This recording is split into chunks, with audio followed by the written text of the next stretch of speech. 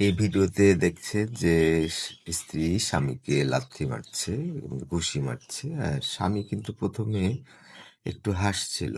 যেটা প্রথমে দেখা যাচ্ছে যে হাজবেন্ড সেই স্ত্রীর ব্যাগ থেকে মোবাইল নিচ্ছে, কিন্তু হাসছে, মারার সময় হাসছিল। পরবর্তী সময়ে সে লাথি মারছে এবং খুব নোংরাভাবে গালি দিচ্ছে। এখানে আমার যেটা বলার সেটা হলো যে এই নারী জন্ম থেকেই শিখে আসছে যে পুরুষরা খুব খারাপ, পুরুষদেরকে শাস্তি দিতে হয়, পুরুষদেরকে দমন করতে হয়, পুরুষরা নোংরা, তাদেরকে চালনা করতে হয়। এরকম একটা ভুল ধারণা থেকে এই জিনিসটা হয়।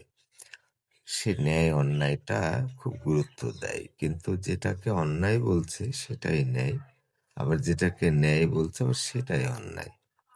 তার ছোটবেলা থেকেই কেমন যেন হিংস্র, নোংরা ভাবে পুরুষদের সে দেখেছে। এটা সাধারণত তার মা থেকে এসছে। সাধারণত যে মা নির্যাতিত, মা কষ্টে থাকে, মা আসলে তা না, একটা ধারণা থেকেই মনে করে যে তার পুরুষটা খারাপ।